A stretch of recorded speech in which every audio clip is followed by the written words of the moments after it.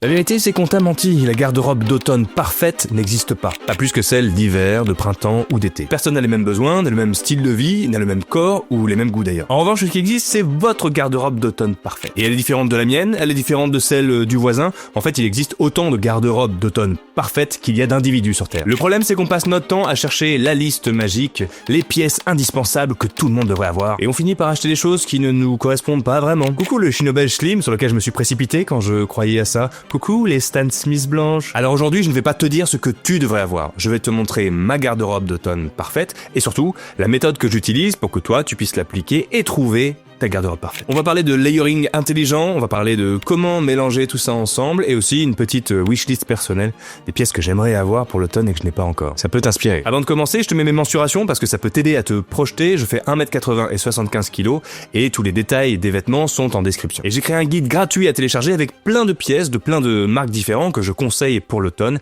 et puis des petites tenues aussi pour t'inspirer. C'est dans la description également. Partie 1, le layering mais intelligent. Le layering, en fait, c'est juste le fait de mettre des couches de vêtements les unes sur les autres. Ma fille le fait, il faut voir comment d'ailleurs, et théoriquement c'est un jeu d'enfant. Enfin, sans vouloir blesser ma fille, il y a des manières de faire. Et en matière de layering, les militaires ont une longueur d'avance. Il faut dire qu'ils ont eu du temps pour réfléchir à la question. L'automne, c'est le moment de l'année où la température varie de tempéré à froid, où le vent glacial nous chatouille la nuque, où la pluie s'en mêle par intermittence. Un layering intelligent doit vous prémunir contre ça. Et je m'inspire du système militaire PCU. PCU, c'est pour Protective Combat Uniform. Oui, parce que parfois, on a à se battre contre le temps. Le premier niveau, la base layer, dans une matière surprenante. C'est la couche la plus proche de la peau. Elle sert à évacuer l'humidité, joli nom pour transpiration, à garder au chaud et doit permettre le mouvement. Personnellement, j'aime pas mettre des chemises en hiver, l'air passe, elles sont trop loin de la peau. En fait, j'aime bien quand quelque chose me fait un câlin. Et c'est là qu'interviennent ce qu'on appelle les thermals. Et c'était considéré comme un sous-vêtement. D'abord, c'est un sous-vêtement en coton, puis il y a eu synthétique dans les années 70, et puis ensuite, dans les années 90, la laine s'en est mêlée. Et, spoiler alert, c'est la meilleure matière pour ça. La garde-robe parfaite d'automne n'existe pas, mais si vous avez une base layer en laine mérinos, ça vous change la vie, croyez-moi. Le coton, c'est possible, bien sûr, j'en mets moi-même, mais il est moins confortable et il gère mal la transpiration. En fait, le mérinos vous tient chaud quand il faut et vous aide à respirer quand il faut. Disons, quand vous passez d'un extérieur froid à un intérieur surchauffé. Pour l'automne, j'utilise ces deux-là de chez Loom. Ils ne sont pas 100% laine mérino, mais intègrent un peu de nylon pour la solidité à long terme. Et comme c'est une couche qu'on porte beaucoup, ça permet aussi de le laver plus souvent. Bien que, comme la laine mérinos ne prend pas les odeurs, on n'en a pas tellement besoin. Sinon, j'utilise aussi ce thermal de brut en coton et polyester. Et le polyester va justement aider le coton à gérer la transpiration. Et la texture aussi de ce thermal le rend plus respirant. S'il est moins efficace que mes Loom en laine mérinos, il a quand même pas mal de gueule. Et je pense aussi à ce Loop & Weft qui est magnifique et qui s'inspire de la texture alvéolaire des vintage. Il y a bien sûr aussi l'Henley, c'est une option mais c'est souvent en coton, c'est souvent lisse, il n'y a pas cette texture alvéolaire pour mieux gérer la respiration. Vous trouverez des t-shirts mérinos chez Seagull, chez Icebreaker, mais c'est un petit peu plus connoté rando, et aussi Artknit, mais c'est plus cher. Et en alternative moins chère, vous en trouvez chez Petron en coton et tencel, qui est une matière non synthétique mais artificielle, c'est-à-dire faite à partir de résidus naturels. Et voilà, c'est déjà un meilleur début que 99% des gens qui se baladent dans la rue. Couche 2, pour l'automne, l'isolation active. Là-dessus, je vais chercher une couche qui m'isole du froid. Donc ça peut aller d'un pull à l'épaisseur variable selon la température, à une couche type polaire ou une couche technique matelassée si l'automne est rugueux. Mais j'attends plutôt l'hiver pour sortir la polaire, sauf si, bien sûr, il fait particulièrement froid ou que je suis à vélo. Attention, cette couche ne doit pas nous étouffer, il faut que ça respire. Et la laine reste encore et toujours la meilleure solution pour ça. Et 90% du temps, pour moi, c'est un pull en laine ou cachemire. Et ce serait le cachemire si je devais garder qu'une matière pour le restant de mes jours. Et je vous conseille particulièrement ceux de tricot qui sont d'une douceur incroyable. En cachemire recyclé, ce qui ne gâte rien, on se sent comme un petit oisillon dans son nid. Ils le font dans toutes les formes, col rond, col V, cardigan, col camionneur, col du fémur, pas de blague. Mais on peut aussi opter pour un liner militaire ou d'inspiration, manche longue, une surchemise épaisse en flanelle de coton ou de laine, un blouson en denim, doublé ou non, un gilet sans manches, un blazer, une veste sport ou une veste de travail. Par-dessus ça, on est en automne, donc ce n'est pas encore les grands froids de l'hiver, mais tout de même, on veut une couche qui soit légère et pratique, mais qui soit coupe-pluie, coupe-vent et un peu coupe-froid quand même. Couche numéro 3, la softshell polyvalente. C'est votre couteau suisse pour quand le temps est incertain. Le mieux, c'est une softshell. Si tu ne connais pas ce mot, ça veut dire une coquille molle. Ça ne t'avance pas? Moi non plus. Ok, mais ça veut dire que c'est la couche du dessus, la coquille, mais elle est molle, c'est-à-dire qu'elle doit permettre le mouvement, qu'elle doit rester coupe-vent, anti-pluie, mais qu'elle ne doit pas non plus, je vais dire, suis le script, Jordan, suis le script. En fait, c'est la couche du dessus qui doit rester souple, qui doit protéger hermétiquement du froid, de la pluie, du vent, mais qui n'est pas faite pour les pluies incessantes et battantes. Si tu es un mec technique, tu as évidemment Arc'teryx, mais il faut aussi donner un rein en échange d'une de leurs superbes vestes. Seagull, moins cher cher, d'inspiration militaire. Vous avez aussi, j'aime beaucoup la Shell-Tech de Stata. Aussi, j'adore la Peveril Jacket de Gander. Aussi, la Raincroft de Brut Clothing. Welter Shelter, ils ont plein de parkas soft shell parfaites pour ces usages-là. C'est plus ou moins chaud. Et vous avez aussi, pour finir, Norwegian Rain, magnifique, très cher, mais indépassable à mon avis. On peut aussi aller chercher des impairs vintage, Burberry par exemple sur Vinted ou ailleurs, mais attention, les matières ne sont pas toujours déperlantes. De mon côté, c'est une catégorie que j'aime beaucoup. J'ai par exemple le poncho de Norwegian Rain, j'ai ma barbeau retravaillée par Brut Clothing, que j'adore. J'ai ce blouson technique léger, uniform wears, avec plein de poches. Et j'ai un Mac déperlant en bonne gueule. Mais on n'est pas obligé d'avoir tout ça, c'est juste moi et ma frénésie. Ok, maintenant qu'on a vu comment techniquement se passe ce layering intelligent, je vous montre deux tenues. La première pour une journée fraîche avec de la pluie. On sait pas trop ce qu'on fait sur cette terre et pourtant on est là à vadrouiller partout. Voilà, ça peut vous sauver le moral. La deuxième, c'est quand on a un matin froid autour de 10 degrés, voire moins, et puis que finalement l'après-midi est assez doux et donc il faut qu'on enlève des couches. Donc c'est le layering que je vous propose. Maintenant que vous avez le système technique pour le haut de la tenue, on va parler du bas. Et même tout en bas avec les chaussures, qui est quand même un point critique, si vous voulez mon avis. À cause évidemment du vent, de la pluie, de la boue, des sauterelles, mais aussi le fait que parfois on veut être bien habillé, on veut avoir les pieds élégants. Et le pied, en automne, hiver, c'est le plus critique. Comme m'ont appris tous les bons films d'alpinisme comme Vertical Limit ou K2. Pour les chaussures, je fais particulièrement attention au temps qu'il va faire, parce que si je m'écoute moi, je peux mettre une paire de Wallabies avec la semelle crêpe, et puis je fais un salto arrière sur le sol détrempé, direction les urgences. J'aimerais éviter ça. S'il fait beau bien sûr et pas trop froid, j'ai pas de limite. Je peux mettre les mêmes chaussures qu'en été en fait, des sneakers fines en toile légère ou des mocassins non doublés, pas épais. Et bref, je fais parler le style. Et récemment, le style a vraiment parlé avec cette paire de Camarguez de la botte Guardian. Je sais qu'on peut les porter par tous les temps, mais pour le moment, je me sens à l'aise avec elles en automne, précisément maintenant, et quand il fait plutôt beau. À la seconde où je vois des nuages dans le ciel, je pense pluie. Je pense accident, salto arrière, les urgences, tout ça.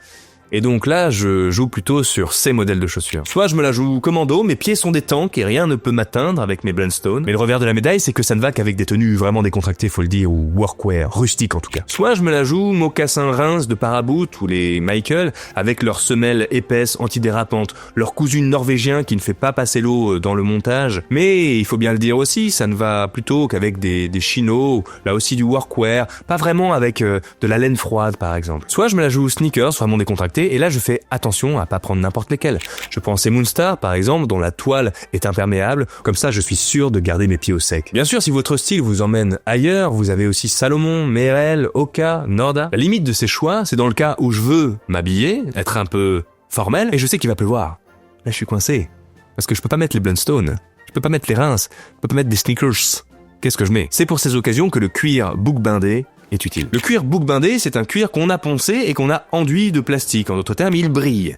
Et on ne voit aucun défaut du cuir. Ça paraît presque, quand on débute, comme le plus beau, le cuir de meilleure qualité qu'on ait jamais vu. Mais je vous pose une question. Quel fabricant, amoureux du cuir, prendrait un cuir de bonne qualité pour lui casser la gueule avec un ponçage et ensuite l'enduire de plastique ? Personne. On prend pas des cuirs de qualité pour faire ça. Donc à la fin, ce n'est pas un cuir de bonne qualité, mais pour autant, c'est une option solide pour l'occasion que je viens de décrire. Parce que l'eau glisse dessus, le plastique enduit permet vraiment à ce que l'eau ne pénètre pas dans le cuir. Et si vous devez la porter ponctuellement pour ces moments où vous devez rencontrer un client, où vous devez être présentable, mais qu'il va pleuvoir, eh bien, c'est la bonne solution. Et l'autre solution, sinon, c'est aussi de s'en foutre, parce qu'on passe tellement peu de temps finalement sous la pluie que c'est pas grave si vos chaussures prennent l'eau 1 à 2 fois par an. Prenez ces Sanders là que les Japonais s'arrachent d'ailleurs. Vous vous demandez pourquoi elles sont moins chères que les autres. C'est à cause du cuir bouc bindé, ce cuir qui brille, comme je vous ai décrit. Et pour moi, malgré une moins bonne qualité qu'un cuir pleine fleur, il a son utilité. Pour les chaussettes, j'irai vite, bannissez le coton. Prenez de la laine mérinos. Ça coûte plus cher, mais ça s'use moins vite. Et en plus, vous me direz merci. Vraiment, ça je vous garantis. Ensuite, les pantalons. Bon, avec le pantalon, il n'y a pas de basique indispensable, je le répète. Il faut simplement prendre une toile en coton, en laine, d'épaisseur moyenne ou épaisse, et puis le tour est joué. Donc je vous donne mes pantalons basiques pour l'automne à moi, et vous pouvez vous en inspirer pour trouver les vôtres. Un chino beige ample, épais, qui ressemble vraiment aux pantalons militaires de l'armée française des années 50, je l'ai trouvé chez Casse Atlantique. J'aime aussi les chinos en moleskin de bonne facture, avec cette coupe ballon là. J'aime bien aussi en automne avoir un bon gros denim, là, taille haute. Celui-ci vient de chez Omoto, je l'ai trouvé sur les shops Flanner, avec cette coupe ample comme j'adore. Tout est parfait, vous avez même ensuite une texture, on dirait un ciel étoilé, c'est incroyable. Je crois que j'ai trouvé mon denim. Bien sûr, l'automne, c'est pour moi des velours, en veux-tu, en voilà. Enfin, surtout ces deux là. Celui-ci, c'est un Big John, et vous avez ce Coltès aussi, bleu marine, pour varier les couleurs. Ensuite, dernier ajout après lequel je courais, un pantalon en laine grise, parce que c'est tellement polyvalent. Celui-ci vient de Traditional Weatherwear et il vient de chez Aku Clothing. Je dois le faire retoucher aussi parce que je l'ai reçu il y a très peu de temps, mais j'en suis déjà hyper content. Voilà, que vous dire de plus sur les pantalons ? Rien, je crois. Partie 4, maintenant, on va créer des tenues ensemble. On va voir comment qu'on fait des belles tenues d'automne. Là, c'est le moment où on passe à la pratique, mais encore une fois, à ma pratique, à des techniques que moi j'emploie et qui fonctionnent pour moi. Ça peut ne pas être le cas chez vous, mais au moins, je vous dis ça pour vous inspirer. Technique numéro 1 en automne, le col roulé écru sous tout et n'importe quoi. Le col roulé écru, c'est un de mes indispensables pour l'automne-hiver. En été, ça vous arrive de mettre un t-shirt sous une chemise. Eh bien, pour moi, le col roulé écru, c'est le t-shirt, mais de l'automne-hiver. Et j'aime particulièrement mettre une chemise en flanelle de coton par-dessus avec un motif. Ça donne du piment et là où c'est intéressant, c'est que le col roulé est écru, donc sur cette base, je peux aller plus foncé, dans les mêmes teintes par exemple, comme ici, ou dans des teintes différentes. Tout est possible. Ensuite, pour l'association avec le pantalon, je cherche à donner un petit peu de contraste pour qu'on lise bien le haut, le bas dans ma tenue. Le navy, ce serait trop contrasté. Alors je vais un peu moins loin avec un bleach. Ça fonctionne et je cherche pas plus loin. Et ensuite, c'est sur les chaussures que tout se joue. Ici, si vous mettez des sneakers, c'est chiant. Je trouve. Donc faut réveiller un peu la chose. Et moi, mon petit denim, il me fait penser à mes petites camarguaises. Donc je ne résiste pas à l'envie de mettre ces camarguaises là.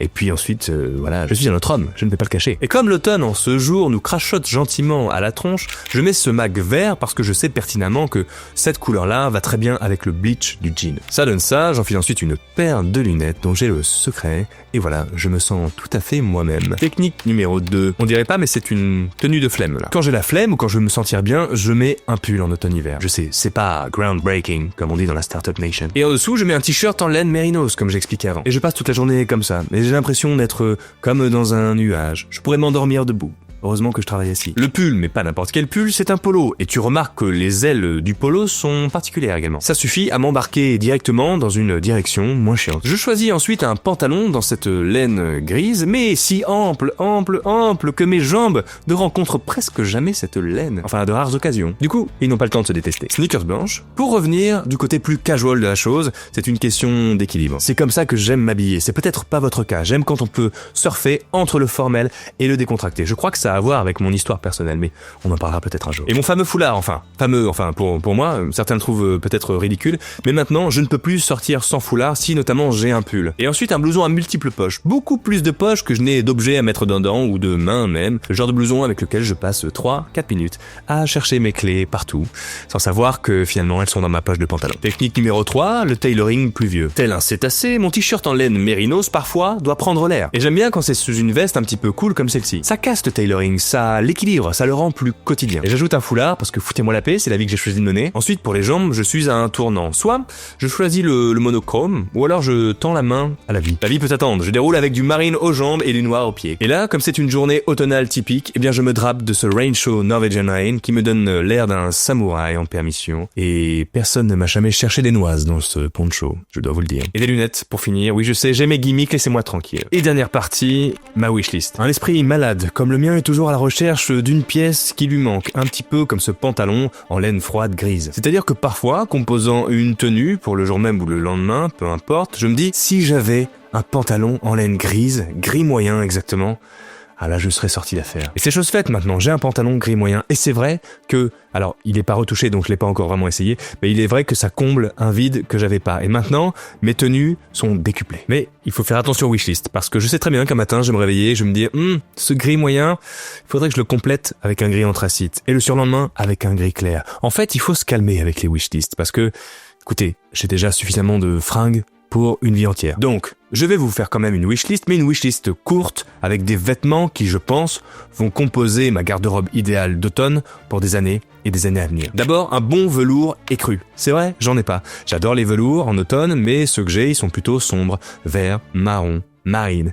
Et un velours écru me permettrait d'ajouter de la lumière, de l'éclat dans certaines tenues, parce que parfois, elles le réclament. Et ça donne de la texture aussi, le velours. Le problème, c'est que j'en ai jamais trouvé un que je trouvais vraiment joli, à part le même modèle que le Coltès que j'ai en navy, il le faisait en écru, mais je l'ai loupé. Donc je suis toujours à la recherche de cette pièce-là. Ensuite, et c'est une pièce après laquelle je cours depuis des années maintenant, c'est un pull col V ou col rond, mais sans manches. J'adore ceux de chez Marga Towel, évidemment, et saison après saison, promotion, je les regarde et je les achète jamais parce qu'ils sont hors de prix. Alors je vais sur Vinted et j'en trouve aussi, mais c'est pas celui que je veux exactement. Donc je me dis, soit je paye le prix fort, soit j'attends que vraiment il me tombe un peu tout cuit dans le bec. Et la troisième pièce après laquelle je cours depuis des années, c'est d'avoir un costume en laine coton que je puisse porter en automne. Alors je dis laine coton exactement comme cette veste-là parce que c'est assez souple et en même temps assez chaud. Et je veux que ce soit un costume pour tous les jours, un costume à mettre avec un t-shirt, avec des sneakers et puis mon petit foulard habituellement. Et je mets un manteau par-dessus ça ou alors un Mac pour la pluie et c'est parti. Voilà, ma wishlist, c'est pas une to-do list, une to-buy list, c'est un peu une inspiration. Et quand parfois je suis dans une sorte de fièvre acheteuse, on a tous un petit peu ça, on a envie d'acheter quelque chose, plutôt que d'acheter spontanément quelque chose que je vois sur internet, je me replonge dans ma wishlist et je peux sélectionner, je peux faire des recherches et aller vraiment vers ce qui me manque. Toujours plus intelligent. Alors voilà, pour cette vidéo d'automne, vous avez appris comment faire un layering intelligent en fonction de ce qui se passe dehors. C'est déjà bien, je vous ai montré aussi les pantalons, les chaussures qui me sont idéales et peut-être que ça recoupe un petit peu ce que vous en pensez ou vos besoins à vous. En tout cas, rappelle-toi que la garde-robe universelle, idéale, parfaite, n'existe pas. Il n'y a qu'une garde-robe d'automne idéale qui existe, c'est la tienne. Et elle est complètement différente de celle du voisin, de la mienne, de n'importe qui. Et c'est ça qui est beau. Inspire-toi, mais surtout, crée la tienne. Et si tu veux encore plus d'inspiration, abonne-toi si c'est pas fait. Et puis je te dis à la prochaine fois.